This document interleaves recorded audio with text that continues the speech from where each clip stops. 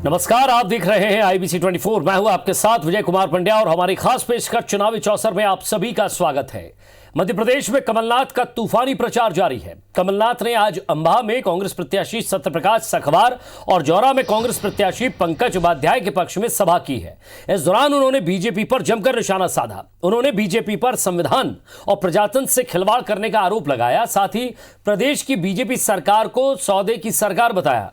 कमलनाथ ने सीएम शिवराज सिंह और बीजेपी नेताओं पर झूठ बोलने का आरोप लगाया। कमलनाथ ने कहा कि उनकी सरकार ने प्रदेश के किसानों का कर्ज माफ किया है, जिसे सरकार ने विधानसभा में माना है, लेकिन बीजेपी कहती है कि कर्ज माफ नहीं हुआ है। कमलनाथ ने कहा है कि उनकी सरकार बनने पर किसान का 2 लाख रुपए तक का कर्ज माफ किया जाएगा। कमलनाथ ने उपचुनाव को प्रदेश के भविष्य का चुनाव बताया और सच्चाई का साथ देने की अपील की। कमलनाथ ने कांग्रेस प्रत्याशियों को जिताने की भी अपील की। उनका हार्दिक स्वागत, वंदन, अभिनंदन है। मैं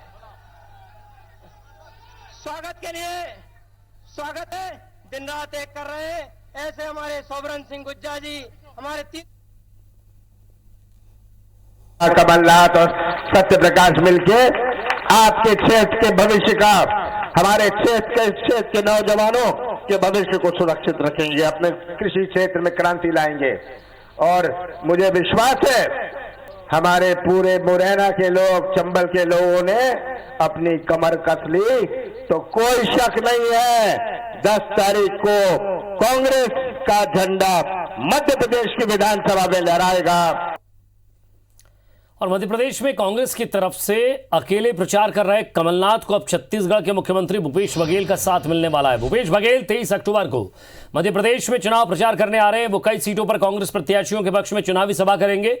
आपको बता दें कि कमलनाथ अब तक अकेले ही चुनाव प्रचार की कमान संभाले हुए हैं, जबकि स्टार प्रचारकों की लिस्ट में 30 बड़े चेहरों के नाम शामिल हैं। बीजेपी ने इस पर चुटकी ली है कि राहुल गांधी समेत कांग्रेस के तमाम स्टार प्रचारकों ने कांग्रेस से किनारा कर लिया है, इसलिए कमलनाथ अकेले पड़ गए। वहीं कांग्रेस का दावा है कि मध्य प्रदेश के नेताओं ने कांग्रेस का चुनाव प्रचार और बूथ मैनेजमेंट का काम संभाल रखा है।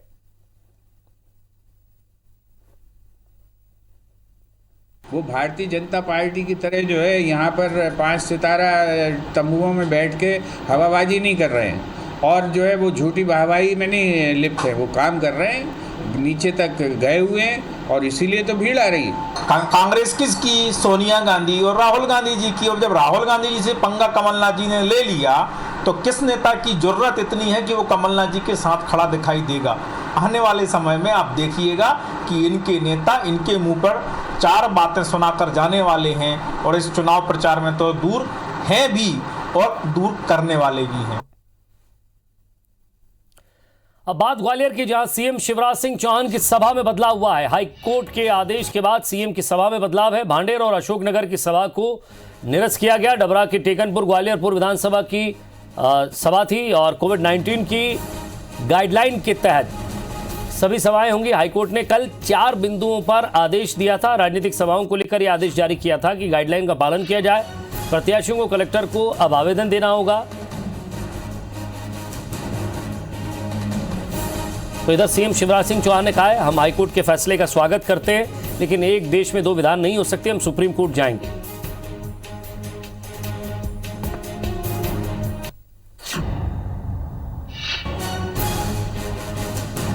और इधर मध्य प्रदेश के कांग्रेस नेता और पूर्व मंत्री डॉक्टर गोविंद सिंह ने भी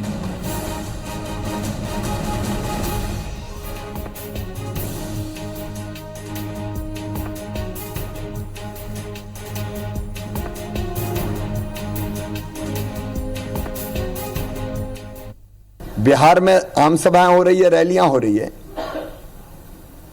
लेकिन मध्य प्रदेश के एक हिस्से में नहीं हो सकती। तो इस फैसले के संबंध में न्याय की प्राप्ति के लिए हम माननीय सर्वोच्च न्यायालय जा रहे हैं। और मध्य प्रदेश के कांग्रेस नेता और पूर्व मंत्री डॉक्टर गोविंद सिंह ने IBC 24 से बात करते हुए बड़ा बयान दिया है। उन्होंने कहा है कि प्रदेश के उपचुनाव वाली सीटों पर लोहा गर्म है। 3 तारीख को जनता उस पर चोट करेगी। उन्होंने ज्योतिरादित्य सिंधिया को ज्योति प्रसाद कहा। डॉक्टर गोविंद सिंह सिंधिया पर टिकट बेचने का आरोप लगा रहे हैं। उन्होंने कहा कि सिंधिया का खानदानी इतिहास रहा है, जिस पेड़ पर बैठते हैं उसे काटने का काम करते हैं। गोविंद सिंह ने यह भी कहा कि चंबल की कांग्रेस महल में गिरवी थी जो अब आज़ाद हो गई है। उन्होंने कहा कि वो चुनौती देते हैं कि चंबल के 16 गद्दारों में से अधिकांश का पत्ता साफ होगा। गोविंद सिंह ने खुद को ज्योतिरादित्य सिंधिया से बड़ा महाराज बताया और कहा कि वो तो टिकट को पैसों में बेचने का काम करते थे। मेरे पास वीडियो रखा हुआ है। भांडेर की संतराम सिरोनिया से 1 करोड़ रुपए मांगे थे, जिसका अतिशीघ्र खुलासा करूंगा।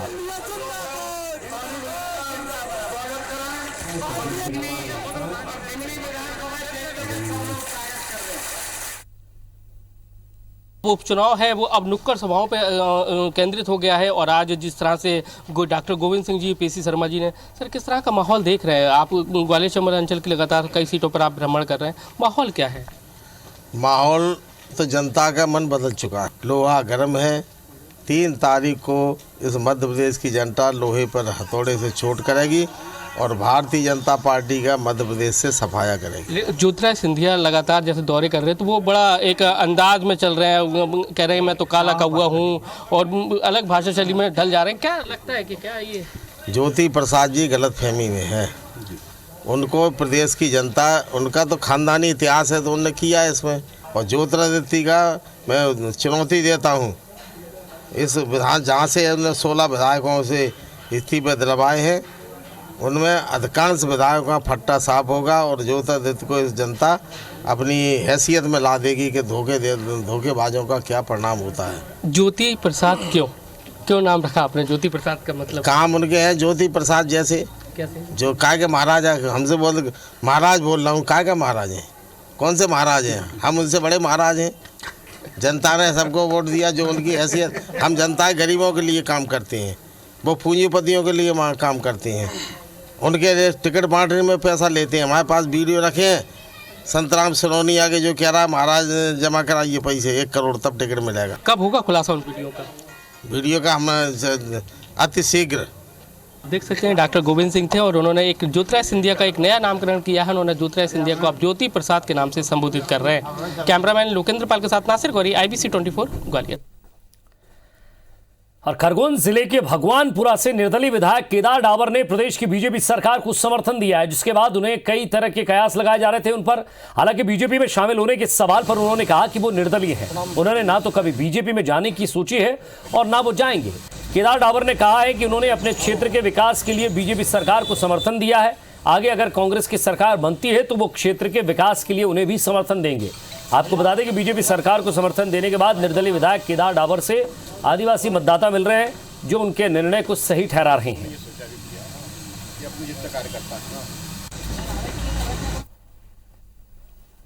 हमारे क्षेत्र के विकास में जो रुकावट आ रही थी, हम लोगों ने उसको ध्यान में रखते हुए उसको दूर करने के लिए हमने वर्तमान सरकार को समर्थन दिया है। हम निर्दलीय ही है और न तो भाजपा में जाने की कभी सोची है न कभी जाएंगे। बिल्कुल जो सरकार आएगी समर्थन देंगे। मंत्री इमरती देवी पर पूर्व सीएम कमलनाथ के बयान पर बीजेपी ने राज्य महिला आयोग जाने के बजाय राष्ट्रीय महिला आयोग में जाना मुनासिब समझा और राष्ट्रीय महिला आयोग में शिकायत की है। वहीं कांग्रेस ने राज्य महिला आयोग में मंत्री बिसाहूलाल सिंह के बयान की शिकायत की। दरअसल राष्ट्रीय महिला आयोग की अध्यक्ष रेखा शर्मा है, जो कभी बीजेपी में हुआ करती थी, और मध्य प्रदेश राज्य महिला आयोग की अध्यक्ष शोभा ओझा हैं, जो इससे पहले प्रदेश कांग्रेस की मीडिया प्रभारी हुआ करती थी। दोनों ही दलों का मानना है कि कभी उनकी पार्टी के लिए काम करने वाली नेत्रियों के पास मामला पहुंचेगा तो इसका उन्हें लाभ मिलेगा। बीजेपी का कहना है कि राज्य महिला आयोग में नियुक्तियों का मामला कोर्ट में लंबित है, इस कारण राष्ट्रीय महिला आयोग जाना पड़ा है। वहीं कांग्रेस का तर्क है कि मामला प्रदेश का होने से उन्होंने राज्य महिला आयोग का दरवाजा नहीं खटखटाया।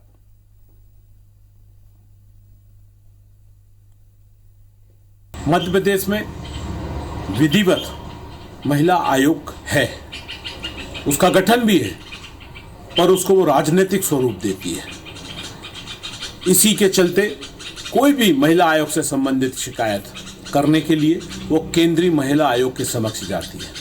देखिए, मध्य प्रदेश में कांग्रेस की कमलनाथ सरकार ने राज्य महिला आयोग में शोभा ओझा जी की जो नियुक्ति की थी उस पर आपत्ति मध्य प्रदेश की वर्तमान भाजपा की सरकार ने ली हुई है। मामला हाई कोर्ट में है और वो अभी भी लगातार राजनीतिक बयानबाजी करने में व्यस्त है।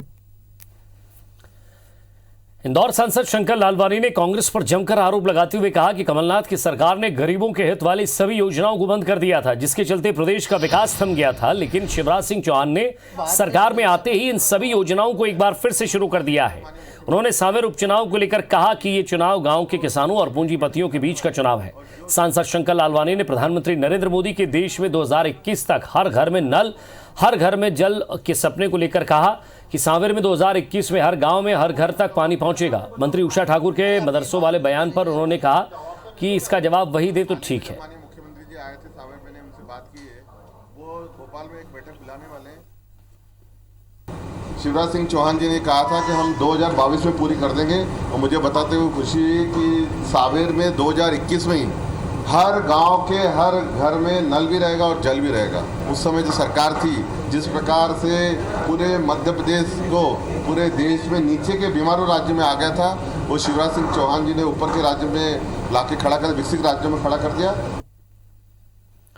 मध्य प्रदेश की 28 सीटों पर होने वाले उपचुनाव को लेकर सीएम शिवराज सिंह चौहान के बेटे कार्तिकेय चौहान ग्वालियर के दौरे पर हैं। आईबीसी 24 से खास बातचीत करते हुए कार्तिकेय चौहान ने कहा कि चंबल अंचल की 16 सीटों पर माहौल अच्छा है, 100% बीजेपी जीत रही है, पिछली बार से ज्यादा मेहनत वो कर रहे हैं। उनसे बात की हमारे संवाददाता नासिर गौरी ने। सीएम शिवराज सिंह चौहान के बेटे यानी कि कार्तिकेय चौहान फील्ड में है। ग्वालियर चंबल अंचल की 16 सीटें बेहद खास हैं और ऐसे में वो चुनाव प्रचार में उतरे हुए ग्वालियर चंबल अंचल की सीटों पर घूम रहे हैं। कैसे देखते हैं इन सीटों को? 16 सीटें बहुत खास हैं क्योंकि यहीं से तय होगा कि अगली सरकार किसकी। आप घूम रहे हैं, कैसा माहौल देख रहे हैं? जहाँ तक माहौल का सवाल है, माहौल 100% भारतीय जनता पार्टी के पक्ष में है। संगठन एकजुट होकर पार्टी का काम कर रहा है। जो पार्टी में नए कार्यकर्ता आए हैं वे भी संगठन का हिस्सा बनकर पार्टी को जिताने के लिए अपना योगदान दे रहे हैं, और कार्यकर्ता पिछली बार से कई अधिक ताकत से इन 16 सीटों पर काम कर रहे हैं। चंबल रीजन की जितनी भी 16 सीटें हैं, मुझे पूरा विश्वास है कि भारतीय जनता पार्टी का इसमें परचम लहराएगा। लेकिन अब कई सारे नेताओं का उपचुनाव में राजनीतिक भविष्य है वो दांव पर लगा हुआ है, चाहे ज्योतिरादित्य सिंधिया हों, उनके भाई समर्थक विधायक। क्या लगता है कि आपको? देखिए, राजनीतिक भविष्य से बढ़कर इन सभी विधायकों ने अपने भविष्य से बढ़कर प्रदेश का भविष्य चाहा, और यही जो भावना उनके अंदर है प्रदेश के भविष्य को सुधारने की, प्रदेश में विकास की जो रेल है उसको वापस पटरी पर लाने की, यही भावना उन्हें जनता का आशीर्वाद भी देगी। लास्ट सवाल, और ये चुनाव जो है गद्दार बनाम वफादार के बीच में सिमट कर रह गया है। मुद्दों की बात नहीं हो रही है, चाहे कांग्रेस का मंच हो चाहे बीजेपी का मंच हो। गद्दार वफादारी, सिंधिया जी कोआ कहते हैं, कभी टाइगर कहते हैं। हालात हम तो हमेशा से मुद्दों की बात करते आए हैं। हम जब हमारी सरकार नहीं भी थी तब भी हम लड़ते आए थे कि हमारी योजनाएं, जो बेटी के कन्यादान की हो, चाहे किसानों संबंधित योजनाएं हो, चाहे छात्र संबंधित योजनाएं, ये मुद्दे हैं। हम तो हमेशा से इन मुद्दों पर राजनीति करते आए हैं।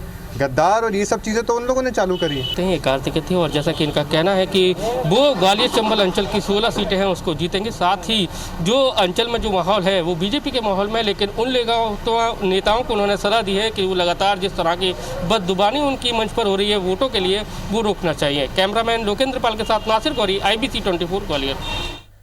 और अनूपपुर से बीजेपी प्रत्याशी बिसाऊ लाल का हाथ में रिवॉल्वर लिए एक शख्स को धमकाते हुए एक वीडियो वायरल हो रहा है। सोशल मीडिया पर वायरल वीडियो में दावा किया जा रहा है कि बिसाऊ लाल धमकी दे रहे हैं रिवॉल्वर लेके। बीजेपी ने इस वीडियो को लेकर इस सवाल पर पलटवार किया है। गृहमंत्री नरोत्तम मिश्रा ने कहा है कि यह पुराना वीडियो है जब कांग्रेस की सरकार हुआ करती थी। चुनावी फायदा उठाने के लिए कांग्रेस के लोग इसे वायरल कर रहे हैं। झूठे वीडियो जारी करना कांग्रेस की अपनी एक स्टाइल है, और ये तब का वीडियो है 8 साल पहला जब वो कांग्रेस में ही थे। अनवांछित पर्सन या नौकर का मैंने भी उसे देखा और मेरी उनसे बात भी हुई।